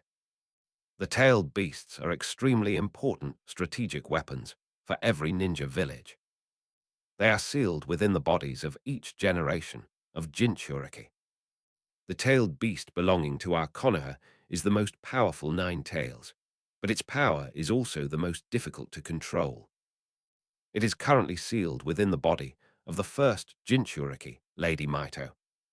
She is Tsunede's grandmother and the wife of the first Hokage. Now, as her lifespan is nearing its end, her body can no longer withstand the erosion of the tailed beast's power, so it needs to be transferred. Therefore, today is both the sealing and transfer ceremony of the Nine Tails and the last day of Lady Mito's life. Chapter 48, The Son of Uchiha Kagami. After half an hour, outside the Thousand Hands old house, one after another, ANBU ninjas placed their hands on key nodes nearby. Even in midair, several ANBU ninjas, using super beast imitation drawings or flying summoning beasts, guarded the airspace and were vigilant about their surroundings. In the courtyard of the old house, Uchiha Gen and his group were brought here by an ANBU member.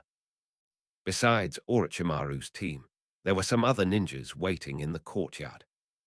Jiraiya sat on a stone bench with his legs apart, hands supporting his knees, silently watching the hall. Several elderly ninjas, who looked to be at least 50 or 60 years old, stood together. In addition to the whirlpool symbol of Konoha, their clothes also had the Senju clan crest on their cuffs. The leader looked to be about the same age as the elder, Uchiha Gen, with grey hair and yellowish age spots on his face, giving him a somewhat somber appearance. These were all elders of the Senju clan, old acquaintances of Maito and the first Hokage. Besides them, there was another person whose existence surprised Uchiha-gen, but upon reflection it made perfect sense. Because this person is the son of Uchiha Kagami. Is this brother Chengtang? Uchiha-gen addressed a thin young man sitting in the corner. He was dressed in black. His face was pale, as if he had just suffered a serious illness and would collapse if the wind blew him down. But his face was handsome and delicate, which fit people's image of a gentle and beautiful man. "Oh, it's Yuan. Cough, cough, sorry. I don't usually go out much, and cough, cough, cough. We haven't talked much, so I didn't recognize you just now. Cough, cough, cough, cough." Uchiha Sumaya coughed as he spoke to Uchiha Genji. He and Uchiha Gen belonged to the same branch of the clan, so he was called his cousin. Even their names were mostly related to water. However, if we trace their bloodline back to their great-grandfather's generation, the relationship becomes somewhat distant by their generation. Uchiha Gen rushed forward, straightened Uchiha Sumi, adjusted his posture, patted his back, and helped him regulate his breathing. His cousin had been born with a congenital disease, making him too weak to become a ninja. He was so weak that he rarely left his house, and Uchiha Gen might only see him a few times a year. If it weren't for the Uchiha clan's subsidies to its members, and the fact that the clan elders and Konoha's higher-ups all remembered that there was once a powerful Uchiha Kagami who made great contributions in battle, Uchiha Suzumu might not even be alive today. "Brother Cheng, don't speak yet. Do you have any medicine on you?" Uchiha Gen hurriedly said. Whenever he opens his mouth to speak, Uchiha Suzumu often can't help but cough. "Ahem, it's right there in my pocket." Uchiha Gen took several bottles of medicine from Uchiha Suzumu's pocket, glanced at them briefly, and then fed the medicine to Uchiha Suzumu. "The last thing I took was the cough syrup." The cough syrup seemed to work quite well. After taking it, Uchiha Sumi, although still coughing a bit, was able to speak more fluently. "Thank you, Yuan." "It's all right, Cheng-ji." Uchiha Sumi smiled at Gen and looked around. Those who can get here at this time must all be ninjas who have inherited the will of fire of the first Hokage. The people in the courtyard were either the older generation of Senju, the direct subordinates of the first and second Hokage, or their disciples and grand disciples. These two identities don't necessarily mean that one has inherited the will of fire, but once you put on this label, you absolutely cannot say that you are not the inheritor of the will of fire. "Of course," Uchiha Gen said decisively, then looked at Uchiha Cheng, a slight smile in his eyes. "The will of fire is everlasting." The third lord was the successor handpicked by the second lord, and those who can come here are naturally all successors of the will of fire trusted by the third lord. Hiruzen Saru Tobai is the legitimate successor recognized by the second Hokage, and possesses the highest authority to interpret the will of fire at that time. To prove that he is the legitimate successor, he must rely on the third Hokage. He himself was the grand disciple of the third Hokage, and his teacher Orochimaru was seen by everyone as the successor to the third Hokage mantle. Even Hiruzen Saru Tobai believed so now. He claims to be the successor to the will of fire, and apart from Orochimaru and the third Hokage, no one can deny that.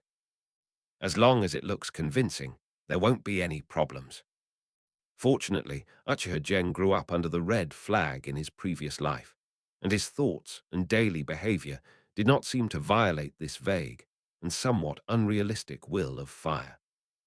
Besides, although his grades in political theory courses in his previous life weren't particularly good, he could at least pass. So he wouldn't have any problem explaining the will of fire, which was still quite crudely explained by the third Hokage, in a way that seemed more mainstream. Armed. Uchiha Suma nodded emphatically. He believed it. Being a grand disciple of the third Hokage of the Uchiha clan is a significant advantage, and his gaze and past behavior are also different from those of other clan members. Yuan, if you have time, could you please come to me tonight or tomorrow morning? My talents are limited, and I'm not suited to be a ninja. There are some things I'd like to entrust to you. It would be more suitable and valuable for you. Uchiha Gen's heart stirred. Born weak and sickly, Uchiha Sumi was not a powerful ninja. What could he possibly have? Could it be? Yuan doesn't have time tonight, but our team's assembly time is tomorrow afternoon at 2 p.m., so we can make it in time tomorrow morning. Orochimaru's voice suddenly came from the side, interrupting their conversation. I don't have time tonight. How come I didn't know? However, since Orochimaru had said so, there might indeed be something going on tonight, so Gen Uchiha had no choice but to nod in agreement. Okay, then tomorrow morning. Uchiha Suma nodded slightly, a smile in his eyes. At the same time, inside the main hall of the Thousand Hands Old House, all the clutter had been cleaned up, leaving only complex and mysterious ceiling runes, layered upon layer, finally converging at the very center. These ceiling runes are used to suppress the Nine Tails chakra. In the very center, on a pristine white bed, Maito Uzumaki leaned against the bed, peacefully comforting Tsunade and Kushina, who were attending to her. Tsunade is her granddaughter, her only living direct blood relative. At present, before Kushina has grown up, she is also among the top sealers in Konoha village after Maito, and is the assistant who helped Uzumaki Maito complete the seal transfer. Kushina Uzumaki was one of the main characters in this ritual, and was treated as Maito's daughter. The two came from the same Uzumaki clan, and had a close blood relationship. Beyond the ceiling runes that filled half the room, stood a group of Konoha's high-ranking officials. Chapter 49, Maito's Perception. The third Hokage, unusually, was not wearing the Hokage robes or the old-fashioned green armor, but instead wore a formal black suit with a solemn expression. Danzo Shimura, Hamura Mitokado, Koharu Utahara, and Torafua Kimichi stood to the left and right of the third Hokage, respectively. Call Orochimaru and Shota-senpai, and bring them in. Farewell, Maito-sama. The third Hokage spoke. I'll go get them. Juan-chin Zyrochen nodded slightly and pushed open the door. Hearing the commotion, the members of the Hokage faction in the courtyard all turned around. The ceremony is about to begin. Please come in and say your final goodbyes to Lady Maito. The group immediately formed a line and entered the hall. They saw a group of solemn Konoha officials, as well as Maito Uzumaki lying on the bed and Tsunade and Kushina weeping by the bedside. All right, stop crying. There are so many people watching. Maito patted Kushina's forearm and then glanced at Tsunade. The latter, having lived with Maito for many years, immediately understood and pulled Kushina aside. Maito Uzumaki then turned her head and looked at the group of people who had come with a peaceful gaze. Shota Mai, you're both here. Lord Maito, we've come to see you. Shota Senju, leaning on his cane, said shakily. All right, stop being sad. You bunch of shameless old folks, you're all so old and still crying. What's there to cry about? Maito Uzumaki wore a smile on her face. Despite being in the final moments of her life, she exuded a magnanimous acceptance of life and death. Just like her husband, I am very happy because I can finally see Hashirama. I want to tell him that many of his dreams have been realized. The village has grown and prospered. Tobirama and the monkey have managed it very well, and even Tsunade has grown into a beautiful young woman. And these children, too, have grown up strong and healthy, like new buds, absorbing nutrients from the dust and fallen leaves under the protection of the branches. One day they will be like him, with broad shoulders, carrying the future of the village. As Maito Uzumaki spoke, her gaze naturally fell on Gen Uchiha and the others. Shota Senju and the others also turned their gazes in that direction, and couldn't help but glance at Gen Uchiha a few more times. However, at this crucial moment, they won't say anything. They agreed to let Tobarama Senju take Kagami Uchiha as a disciple, so they naturally wouldn't treat Gen Uchiha too differently now. Even if some of the older Senju members were hostile to the Uchiha, they wouldn't hold a grudge against a junior. At this moment, Uchiha Gen felt somewhat fortunate for his foresight. Before coming here, knowing that the mission location was the Senju family mansion, Uchiha Gen used the excuse of needing to rest and went home to replace the ninja sword that Madara had used with the one he had bought before. Otherwise, the seasoned con artists here might recognize him. If something related to Ban were to appear, they might not be as calm as they are now. Children, come here. Maito Uzumaki waved to Gen Uchiha and the others. Currently, these three are the only grand disciples of the third Hokage. Orochimaru nodded to his three disciples.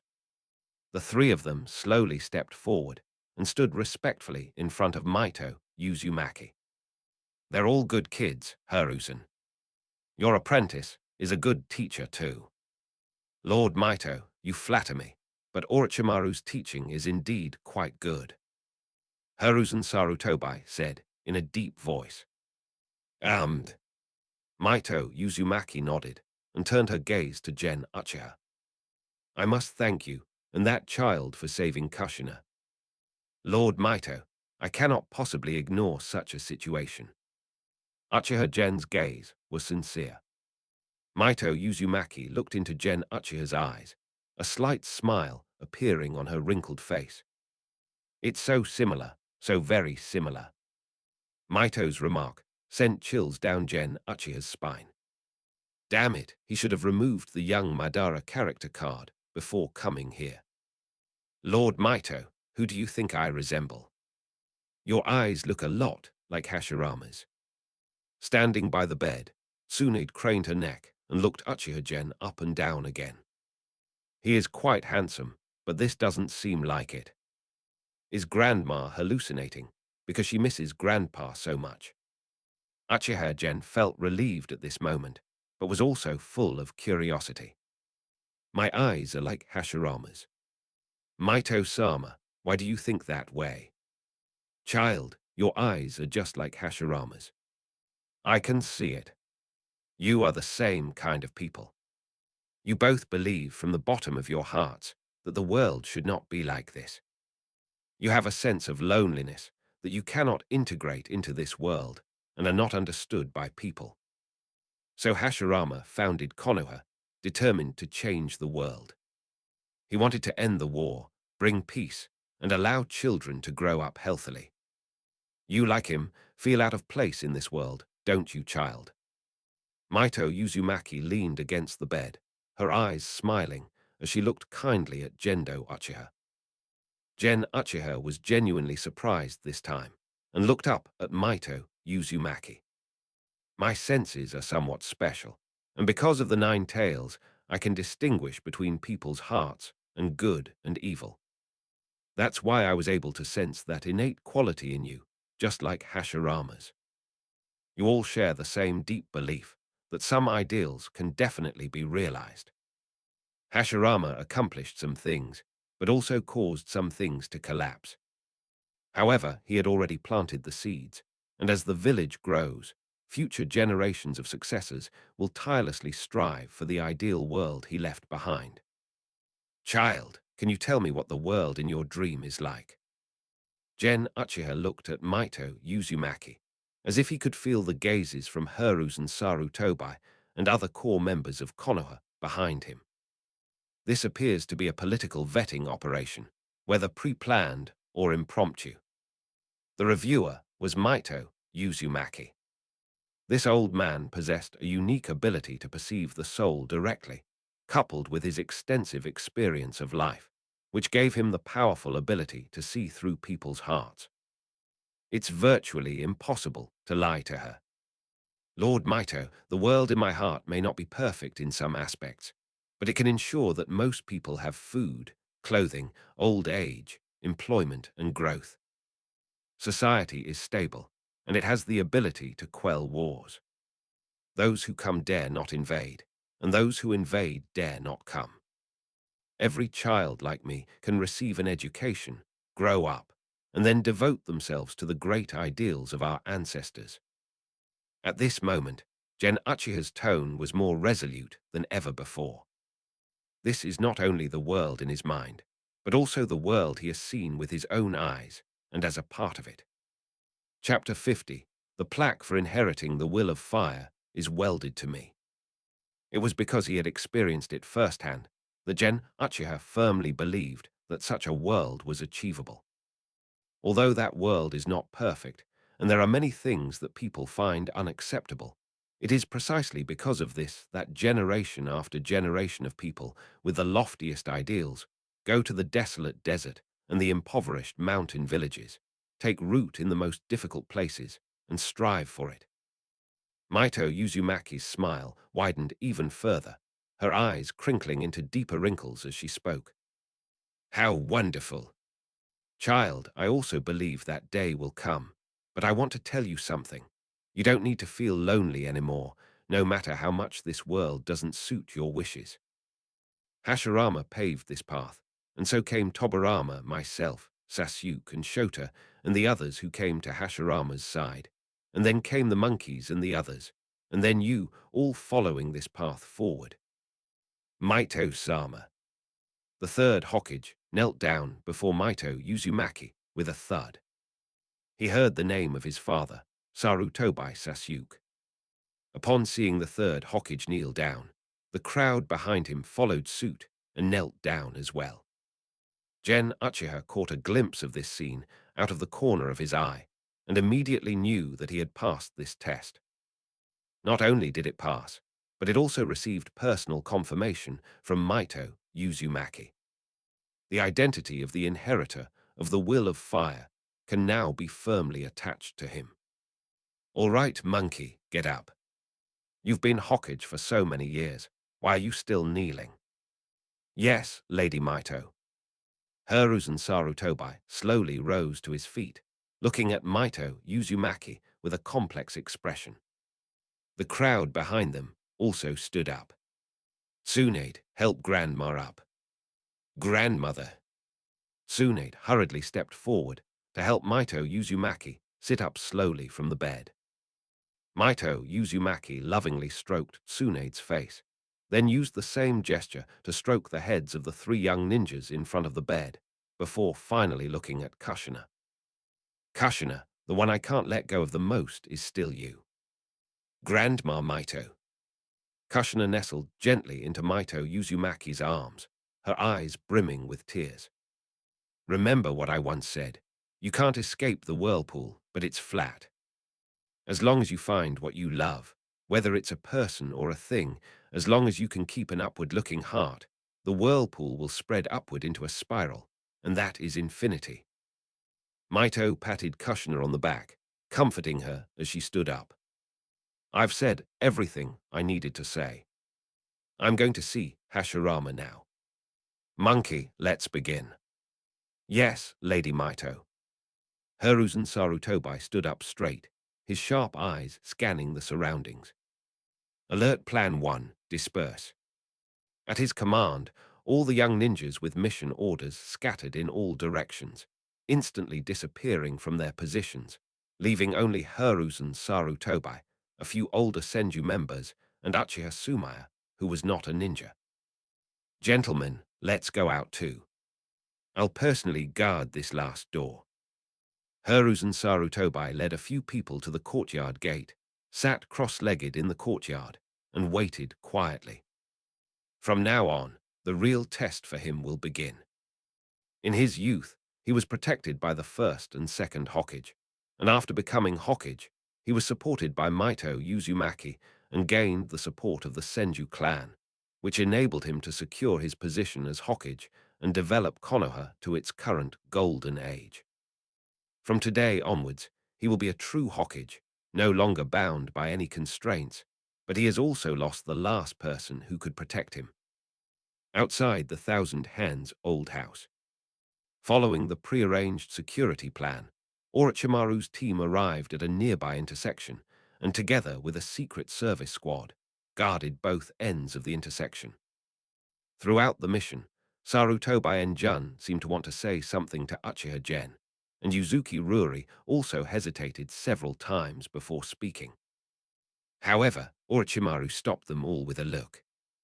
They are currently carrying out a top-secret mission, and there is a pair of secret agents watching them from the other side. They should put everything else aside for now. Before long, a violent and powerful aura rose from the Senju mansion.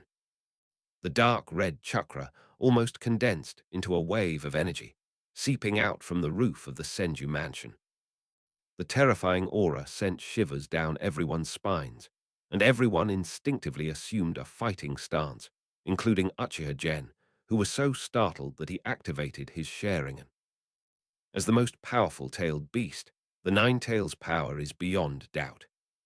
The fact that Madara Uchiha took a liking to the Nine-Tails and captured it to fight Hashirama Senju is enough to show that the Nine-Tails' strength is enough to qualify it for a battle at the cage level. However, soon, thick golden chains appeared, radiating dazzling golden light, and instantly suppressed the chakra. After a long while, the golden light gradually dimmed. That ominous feeling quickly disappeared.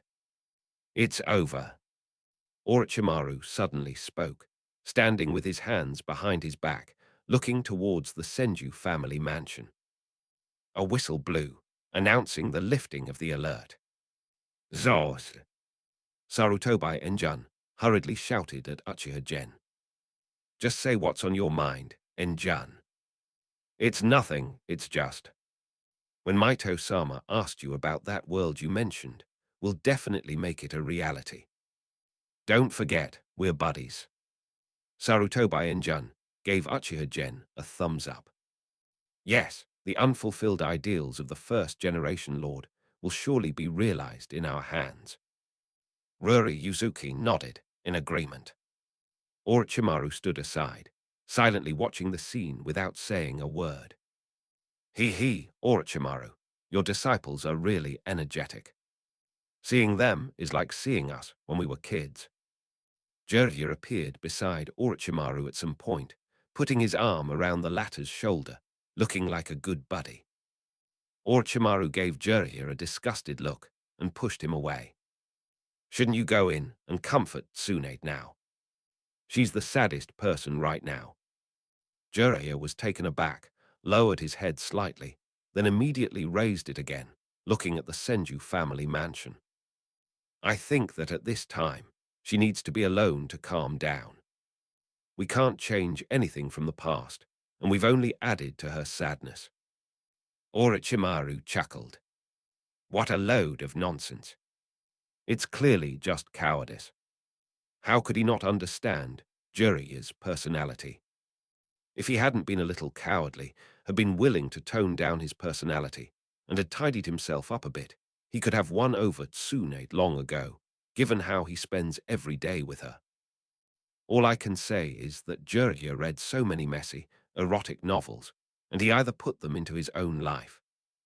Whatever you want, Orochimaru's team is disbanded on the spot. "Gen, come with me." Orochimaru waved to Gen Uchiha, then left, leaving Jiraiya silently gazing at the Senju mansion. Sarutobi and Jun and Yuzuki Ruri exchanged a glance, then said, "Then, Jiraiya-senpai, we'll take our leave now."